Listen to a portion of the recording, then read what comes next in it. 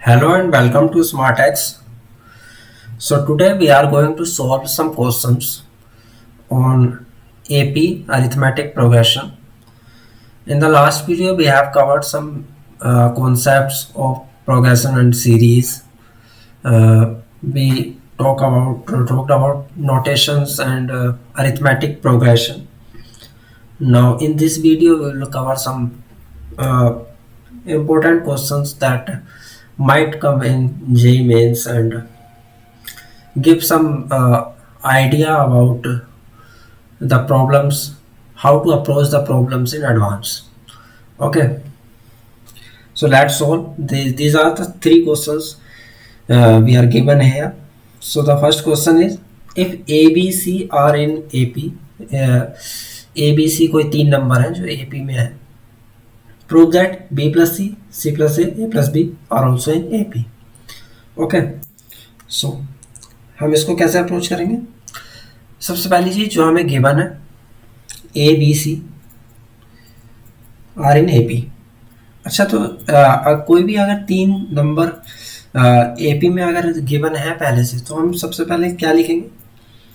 2b is equal to a plus c. ठीक है, ये हमारी सबसे पहली कंडीशन होगी. कैसे आती है? सिंपल, अगर ये ए पी में है तो मतलब कॉमन डिफरेंस सेम होगा, मतलब b minus a will be equal to c minus b, right. So यहाँ से 2b is equal to a plus c. तो बजाय ये सब कैलकुलेशन करने के आप डायरेक्टली ये लिखा करो. ठीक है, जो मिडल वाला नंबर होता है उसे 2 से मल्टीप्लाई करके फर्स्ट और थर्ड वाले को सीधा प्लस. ओके, सो जहाँ पे भी तीन नंबर की बात होगी कि ए पी में है, तो डायरेक्टली हमें सबसे पहले ये लाइन तो लिखनी है, उसके बाद आगे देखेंगे करना क्या है. ठीक है, तो इसको मैं हटा देता हूँ.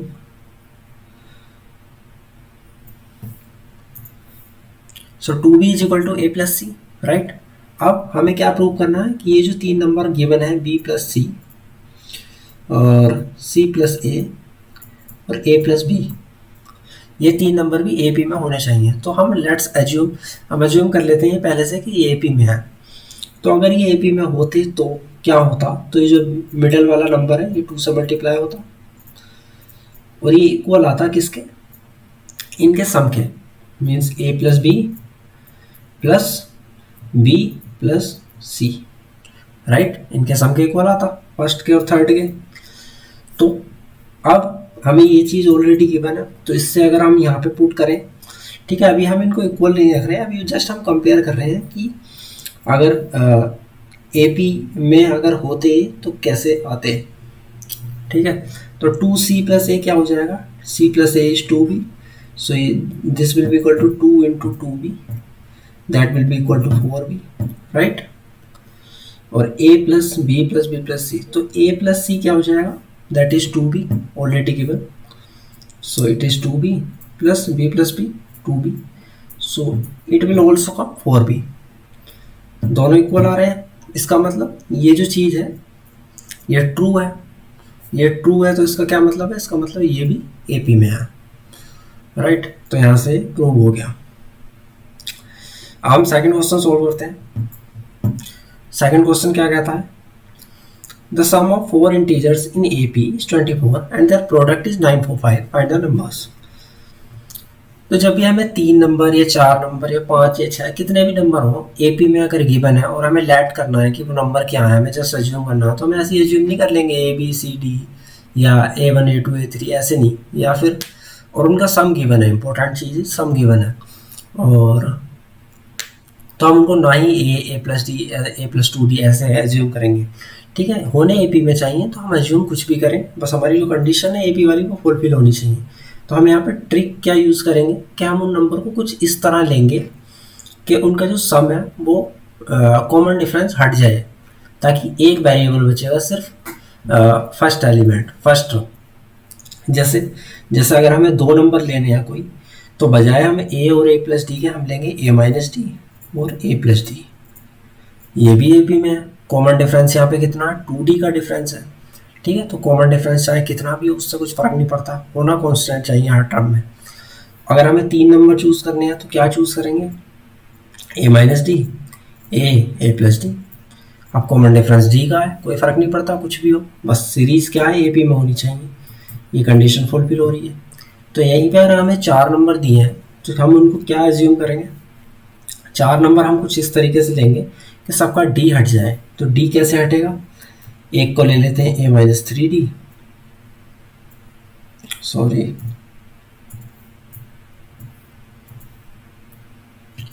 ए माइनस 3D, एक को ले लेते हैं ए minus D, a plus d, a plus 3D। तो फर्स्ट टर्म हो गई हमारी ये और लास्ट टर्म हो गई ये, कॉमन डिफरेंस 2D का है, ये AP में है, राइट। तो ऐसे एज्यूम कर सकते हैं। अब हमें इसका इनका सम जो दे रखा है 24 गिवन है, राइट। ये सेकंड क्वेश्चन में सम ऑफ 4 इंटीजर्स जो कि AP में उनका सम 24 है, प्रोडक्ट 945 है। तो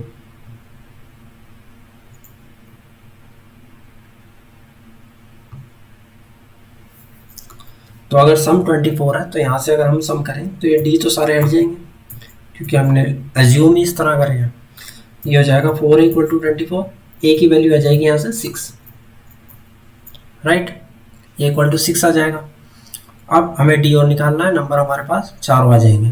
तो डी कैसे निकालेंगे, जो हमारी सेकंड कंडीशन गिवन है दैट इज इन चारों की अगर मल्टीप्लाई कर दें तो 945 के ऊपर है। तो इनकी मल्टीप्लाई क्या होगी, ए माइनस डी और ए प्लस डी की अगर मल्टीप्लाई करेंगे तो a square minus d square into उसकी भी मल्टीप्लाई ए माइनस 3D और ए प्लस 3D की a square minus 9D square equal to 945, right. अब इनकी फिर से मल्टीप्लाई, तो हम यहाँ पे ए हमारा ऑलरेडी हम निकाल चुके हैं इक्वल टू 6। अब एक वेरिएबल बचेगा क्योंकि इक्वेशन है तो एक वेरिएबल होना चाहिए तभी सोल्व हो पाएगी। तो ए की यहाँ पे वैल्यू रख देंगे 36 माइनस डी स्क्वायर और 36 माइनस 9D स्क्वायर। अब आपको दिख रहा होगा एक वेरिएबल बचा है। इस इक्वेशन को आप खुद भी डायरेक्टली सोल्व कर सकते हो, ठीक है। फिर मैं थोड़ा सा ओवर कर देता हूँ। 36 में से 9 यहाँ से कॉमन आ जाएगा, सेकंड वाली इसमें से, ठीक है। तो ये हो जाएगा 36 माइनस डी स्क्वायर, इसमें से 9 कॉमन आएगा तो 4 माइनस डी स्क्वायर और इधर जाके 9 से डिवाइड हो जाएगा तो ये 105 हो जाएगा, राइट।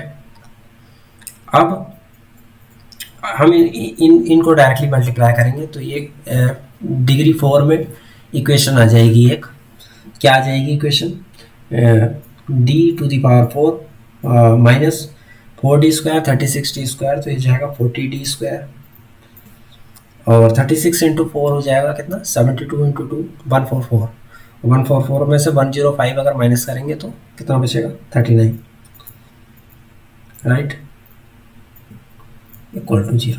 ये इक्वेशन बन गई। यहाँ से डी आप निकाल सकते हैं हम आसानी से, ठीक है। इतना इससे आगे तो कैलकुलेट कर लोगे ना, इक्वेशन सॉल्व हो जाएगी। इसको ये स्प्लिट हो जाएगा इसमें माइनस 39D स्क्वायर और माइनस डी स्क्वायर। यहाँ से डी स्क्वायर की वैल्यू आएगी, वो 2 वैल्यू आएंगी, फिर डी की वैल्यू कितनी आएंगी, 4 वैल्यू आएंगी। तो अलग अलग वैल्यू पर अलग अलग इंटीजर्स आएंगे जो इन दोनों कंडीशन को फुलफिल करेंगे, ठीक है। चार का सेट बन जाएगा, तो वो 4 आंसर करेक्ट है, ओके। अब थर्ड क्वेश्चन देखते हैं। थर्ड क्वेश्चन क्या है, third question is the first, second and last term of AP are A, B, C respectively. Then prove that sum is A plus C into B plus C minus 2 upon 2B minus A. तो देखो इसमें क्या करेंगे, इसमें कुछ नहीं है, simple सा है। बस जो हमारा A है वो A गिवन है, जो हमारा B है वो B गिवन है और जो हमारा AN है लास्ट टर्म वो C गिवन है, राइट। अब हमें सम निकालना है, सम का फॉर्मूला हमें पता है, ठीक है, n/2। अब यहाँ पे क्या करेंगे, an हमें गिवन है तो हम इसी की फॉर्म में लिखेंगे a प्लस an। n को हम रिप्लेस कर देंगे, ठीक है। n हमें गिवन नहीं है, n हमें इसकी टर्म में निकालना पड़ेगा, जो कि an क्या होता है हमारा a plus n minus 1d, right. So यहाँ से n की वैल्यू क्या हो जाएगी, an minus a upon d plus 1 equal to n, right. इसको थोड़ा सा और सोल्व करें और जो वैल्यूज गिवन है अगर वो रखें, an की जगह क्या जाएगा c minus a plus d, ठीक है, एलसीएम। तो d is a common difference. तो कॉमन डिफरेंस क्या होगा, फर्स्ट और सेकंड टर्म हमें गिवन है ए बी, तो कॉमन डिफरेंस हो जाएगा हमारा b minus a, right, upon नीचे भी b minus a equal to n. अब इस वैल्यू को हम उठा के रख देंगे यहाँ पे, ठीक है, एन में, तो सम क्या हो जाएगा, सो ये डायरेक्ट आंसर ही आ गया, ठीक है। यहाँ पे ए प्लस ए एन हो जाएगा हमारा ए प्लस सी, और एन की वैल्यू क्या हो जाएगी, एन की वैल्यू जो अभी हमने निकाली है सी माइनस ए प्लस बी। सो यहाँ पे माइनस ए और माइनस ए 2 बार है, तो बी प्लस सी माइनस 2 ए, बी प्लस सी माइनस 2 ए अपॉन नीचे क्या आ जाएगा, नीचे इज बी माइनस ए, ठीक है, और यहाँ पे एक 2 हो रहा है, तो ये नीचे आ जाएगा 2b माइनस ए। सो ये आ गया सम, एज सिंपल एज दैट। यही हमें प्रूव करना था, ये प्रूव करना था ना, ए प्लस सी इंटू बी प्लस सी माइनस 2 अपॉन 2b माइनस ए। सो इस तरह से आप क्वेश्चन को अप्रोच कर सकते हो, जो गिवन है बस उसी में थोड़ी मैनिपुलेशन करनी होती है। मैंने लास्ट वीडियो में ही बताया था, मैथ्स में कुछ नहीं है, बस 2 चीज़ें होती हैं मैथ्स में। एक तो आपके होती है स्टैंडर्ड प्रॉब्लम्स। स्टैंडर्ड प्रॉब्लम्स क्या होती हैं, जिनमें डायरेक्टली एज इट इज़ आपके जो कॉन्सेप्ट्स हैं वो अप्लाई हो जाते हैं। इसलिए इनको सॉल्व करने के लिए जो मैथमेटिकल थ्योरी है वो बहुत इंपॉर्टेंट होती है, ठीक है। थ्योरी पार्ट को बहुत लोग इग्नोर कर देते हैं, पर थ्योरी ही मेन चीज़ है मैथ्स में जो आपको हेल्प करेगी बड़े से बड़े क्वेश्चन को सॉल्व करने में। उसके बाद एक सेकंड चीज़ क्या आती है, lot of practice. Obviously math है तो प्रैक्टिस तो होगी। फिजिक्स में ये चीज़ अप्लाई नहीं होती। फिजिक्स में आपको सिर्फ कुछ स्टैंडर्ड क्वेश्चंस करने होते हैं, ज़्यादा नहीं करने होते। बस ये चेक करना होता है कि आपको कि आप उनमें जो कॉन्सेप्ट अप्लाई कर रहे हैं वो सही लगा पा रहे हैं या नहीं। लेकिन मैथ्स में क्या होता है, क्वेश्चन को मैनिपुलेट करके दे रखा होता है काफ़ी बार, और आंसर भी मैनिपुलेशन में ही पूछ रखा होता है। तो मैनिपुलेशन आप तब तक नहीं कर पाओगे जब तक आपके को प्रैक्टिस नहीं होगी। आपको कॉन्सेप्ट बहुत अच्छे से पता है मैथ्स में, स्टैंडर्ड प्रॉब्लम्स आप सॉल्व कर रखी हैं, पर आप क्वेश्चन को मैनिपुलेट नहीं कर पाओगे जब तक आपने प्रैक्टिस नहीं कर रखी होगी। फिजिक्स में ऐसा नहीं है, फिजिक्स में इतनी मैनिपुलेशन नहीं गिवन होती, बस कॉन्सेप्ट टेस्ट करने होते हैं।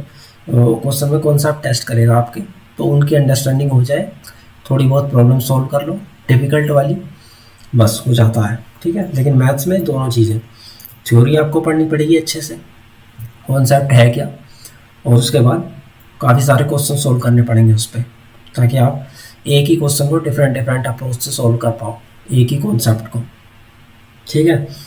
अब कुछ बच्चे ये कह सकते हैं, जैसे मैंने अभी ये 3 क्वेश्चन सॉल्व करे, कि सर आपने पता नहीं क्या कर दिया, एकदम बहुत जल्दी कर दिए, या फिर आपने चीज़ें इतनी सही से नहीं समझाई। अब यार देखो, मैं सिंपल सी तुम्हें एक बात बता देता हूँ जो सच है और बिल्कुल क्लियर है। और बहुत टीचर हैं यूट्यूब पे जो मैथ्स पढ़ा रहे हैं, ठीक है। मैंने आपको बोला मैं जेई का मैथ्स पढ़ाऊँगा, ठीक है। तो जेई का मैथ्स मैं पढ़ाऊँगा तो इसका मतलब है मैं सीबीएसई का जो लेवल है या और भी किसी बोर्ड का लेवल है, मैं उस पर नहीं जाऊँगा। उसमें क्या होता है, आपको स्टेप बाय स्टेप सब चीज़ें करनी होती हैं, एक एक इक्वेशन को भी पूरा उसमें समझाना होता है, अब रूट कैसे निकलेगा, अब ये वो। जब आप जेई की प्रिपरेशन करते हो, बेसिकली एडवांस की, ठीक है, मेंस की मैं बात नहीं कर रहा हूँ, एडवांस की जब आप प्रिपरेशन करते हो तो ये चीज़ें जो है आप बेसिक, मैं एज्यूम करके चलता हूँ, ये आप खुद कर लोगे, ठीक है। अगर आप उतना नहीं कर पा रहे हो तो आप जेई मत करो, ठीक है, आप कर ही नहीं सकते। आपको ये चीज़ें खुद से करनी आनी चाहिए। मैं बस आपको एक हिंट दूंगा कि ऐसे अप्रोच करो, या फिर इसमें ऐसा कुछ सोचा जा सकता है। और मेंस में देखा जाए तो स्पीड बहुत ज़्यादा मैटर करती है, और तो इसीलिए क्वेश्चन को जल्दी करना पड़ेगा, आपको जल्दी सोचना पड़ेगा। और जो ये फालतू काम है सीबीएसई वाले, हर स्टेप वाइज इक्वेशन को पूरा सही से सब चीज़ें सॉल्व करके जब आंसर लाना, उस आंसर को डिब्बे में रखना, वो सब चीज़ें आप खुद कर लेना, ठीक है। मैं आपको सिर्फ जो कॉन्सेप्ट की अंडरस्टैंडिंग है वो काफ़ी अच्छे से करवाऊँगा, और क्वेश्चन को कैसे अप्रोच करना है बस वो बताऊँगा, ठीक है। फालतू काम आपके खुद के करने के हैं। तो यही है जेईई की जो असली प्रिपरेशन है। ओके, सो बस आज के लिए इतना ही। इसके बाद जीपी, अच्छा एपी में ना अरिथमेटिक मीन वगैरह ये भी है, तो उस पर थोड़े क्वेश्चंस सॉल्व करने की ज़रूरत है। बस अरिथमेटिक मीन में कुछ नहीं है, बस सबका सम कर दो, डिवाइडेड बाय एन कर दो, बस निकल आता है। ठीक है। जीपी में जियोमेट्रिक मीन, हार्मोनिक प्रोग्रेशन और भी काफ़ी चीज़ें हैं, आप सीरीज़ का डिफरेंट डिफरेंट तरीके से सम, तो वो सारी चीज़ें कवर करेंगे आगे की वीडियोस में। कब करेंगे? जब आप लोग मुझे थोड़ा बताओगे कि सर हाँ ये करवा दो। ठीक है। अब मैं अगर प्रोग्रेशन सीरीज़ पे ये वीडियोस बनाना स्टार्ट करूँ, हर कॉन्सेप्ट को अच्छे से समझा के, तो इसी पे वीडियो चलती रहेंगी। लेकिन हो सकता है आप लोग कुछ और चाहते हो, तो मैं अलग अलग टॉपिक्स को टच करने की कोशिश कर रहा हूँ थोड़ा थोड़ा। लेकिन अगर आपको लगता है कि हाँ इस पे हमें पर्टिकुलर कॉन्सेप्ट पे वीडियो चाहिए, या फिर इस चीज़ पे हमें इस वाले कॉन्सेप्ट पे ज़्यादा प्रॉब्लम्स प्रैक्टिस करनी है, तो आप मुझे कमेंट में बता सकते हो। ठीक है। उस पे वीडियो आपको नेक्स्ट डे नहीं तो ये 2-3 दिन में ज़रूर मिल जाएगी। ठीक है। सो अब नेक्स्ट वीडियो हो सकती है प्रोग्रेशन सीरीज़ पे आ भी सकती है, नहीं भी आ सकती, अभी गारंटी नहीं है, पर आप अगर कमेंट करते हो तो गारंटी है। ठीक है। तो बस आज के लिए इतना ही। वीडियो अगर सही लगी हो, अप्रोच मेरी ठीक लगी हो आपको, तो लाइक कर देना, और हो सके तो यार चैनल को सब्सक्राइब भी कर देना, क्योंकि I need your support right now. अभी चैनल पे सब्सक्राइबर है नहीं, तो बस यही है जो भी है। So thank you so much, see you in the next video. Till then take care and keep learning, practice harder.